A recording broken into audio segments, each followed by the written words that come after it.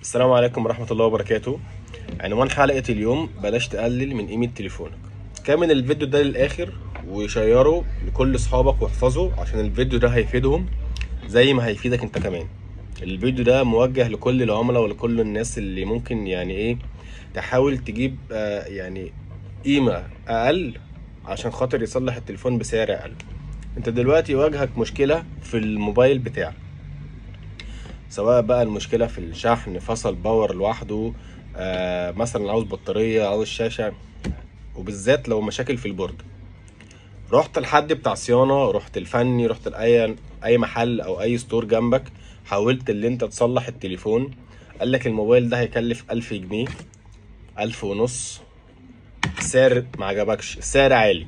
رحت المحل تاني غيره أو لمكان تاني غيره، قالك هيكلف 500 جنيه. عجبك السعر، صلحت التليفون ما كملش معاك يوم او يومين وبوظ.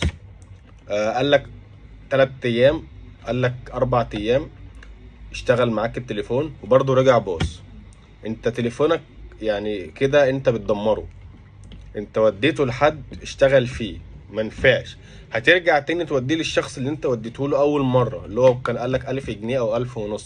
هيجي هو يشتغل فيه، هيلاقي فيه شغل قبل كده معمول بطريقه عشوائيه مش بطريقه بروفيشنال شويه. الموبايل مش هيعرف يصلحه، الموبايل هيبقى فيه مشاكل كتير جدا، ممكن بدل ما كان قايل لك 1000 توصل ل 2000. وساعات ما بيكونش ليه تصليح، بتوصل لمرحله اللي انت لازم تغير له بورده. انا بتكلم كده بجد اكتر من 3-4 مرات بتحصل معانا الموضوع ده كل يومين 3. موبايل ايفون 6 بلس مشهور بعيب جدا اسمه اي سي تاتش. الموبايل ده لو حد حاول يشتغل فيه بطريقه عشوائيه، تمام، هنيجي احنا نشتغل فيه، خلاص الموبايل ممكن ما يقبلش اللي هو يشتغل تاني. ممكن الشغل اللي انا مثلا بعمله وبدي عليه ضمان علشان في حد كان شغال فيه بطريقه قبل كده عشوائيه، لا انا هشتغل فيه بس من غير ضمان. انت محتاج حاجتك فانا هعمله لك، بس وارد اللي هو يحصل نفس المشكله تاني عشان الشغل اللي كان معمول فيه قبل كده بطريقه عشوائيه. لا ده بقى مش نافع، ده عاوز يتعمل له سواب، وفي مشكله في البورده بسبب اللي هو راح لاتنين قبل كده حاولوا يشتغلوا فيه. عشان اي سي تاتش مثلا راح هناك محل تاني لقى سعره اقل، خلاص عجبه السعر، بس فيما بعد خلاص الموبايل مش نافع، عاوز بوردة، كأنه عاوز موبايل. فانت ما تحاول تدور على سعر قليل، لا انت ممكن السعر القليل ده تروح لحد مش بروفيشنال يبوظ لك التليفون، حرفيا التليفون هيبوظ معاك. طيب انا جالي سامسونج اي 12 معروف ومشهور فيه كام عيب كده في الاضاءة وكام عيب في الباور. قلت للعميلة السعر ما عجبش العميلة، راحت لحد في العتبة بوظ التليفون، اشتغل فيه يوم والتليفون فصل. العميلة جات لي تاني يوم بتقول لي انا عاوز اعمله خلاص، عشان انا رحت لواحد اشتغل الجهاز معايا يوم وخد مني 400 جنيه وما اشتغلش تاني. طب رجعت له خدت منه الفلوس وقال لا ده ملوش حل كده عندي. بفتح انا الجهاز لقيت الجهاز من جوه مش نافع، كمية لحمات في كل حتة وكمية اسدير في كل حتة، ملوش حل حرفيا. لو هيتعمل هيكلف اغلى من ما انا كنت قايل لها، ومش هطلع معاه ضمان.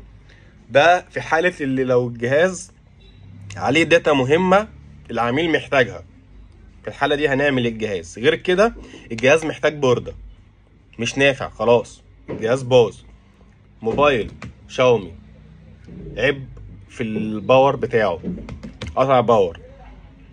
العميل جه قلت له سعر، استغلاه شوية مثلا، راح لحد قبل مني اشتغل في الجهاز، قعد كام يوم الجهاز بقى بيفصل، بقى مش بيشحن، بقى فيه كذا مشكلة. بفتح الجهاز لقيت كمية صيانة معمولة في البوردة بطريقة عشوائية بشغل مش بروفيشنال، الدنيا بايظة خالص. بجد نصيحة ما تحاولش اللي انت تدور على سعر قليل، لان السعر القليل ده انت بتروح لحد مش بروفيشنال، ممكن يبقى اصلا العيب اول مرة يعدي عليه، ممكن يبقى المشكلة هو ما شافهاش قبل كده، بس هو بيحاول يعني بيحاول يعالجها، بس بطريقة هو مش يعني شغال بشغل عشوائي، ما عندوش خلفية عن المشكلة دي. المشكلة ما جاتلوش قبل كده بدل المرة كذا مرة، فهو مش عارف حلها ازاي، فبيحاول يجتهد. مفيش مشكلة، عادي اجتهد وكل حاجة، بس صدقني انت كعميل هتتضرر. تخيل لما موبايل سامسونج 12 ينتهي بوردة بايظة عشان العميلة انا قلت لها في الاول سعر، والله هو عالي بس سعر عادي يعني مش عالي، راحت لحد ب 400 جنيه. والله البوردة ما نافعة، عاوز بوردة ايفون 6 بلس، عاوز بوردة.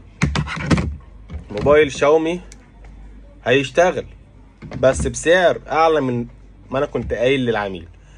انت لما هتحاول يعني تدور على سعر قليل كعميل، انت يعني ممكن المشكلة تبقى شغالة والجهاز شغال معاك، بس ما يقعدش معاك شهر شهرين يحصل فيه اي مشكلة، من اقل مثلا وقعة او اقل حاجة الجهاز يبوظ.